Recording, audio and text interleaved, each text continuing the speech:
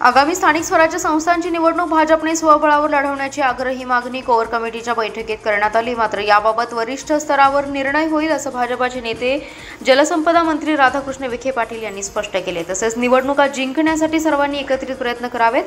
Cocoon हॉटेलमध्ये भाजपच्या शहर ग्रामीण कोर कमिटीची बैठक जलसंपदा मंत्री विखे पाटील यांच्या उपस्थितीत पार पडली। यावेळी आमदार सुरेश खाडे, आमदार गोपीचंद पडळकर, आमदार सत्यजित देशमुख, पश्चिम महाराष्ट्र संघटन मंत्री मकरंद देशपांडे, ग्रामीण जिल्हाध्यक्ष सम्राट महाडिक, शहर जिल्हाध्यक्ष प्रकाश ढंग, दीपक शिंदे, भगवानराव साळुंखे, पृथ्वीराज पवार, शिवाजी डोंगरे, ॲडव्होकेट स्वाती शिंदे यांच्यासह पदाधिकारी सदस्य उपस्थित होते।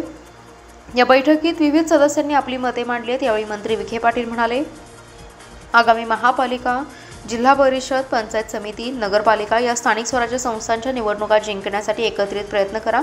त्यासाठी कामाला लागा। भाजपाचा मतांचा टक्का वाढवावा। महापालिका निवडणुकीसाठी प्रभाग रचना होणार आहे, त्यावर सुरुवातीपासून लक्ष ठेवा, नंतर त्यात बदल होणार नाही असा आदेश दिले।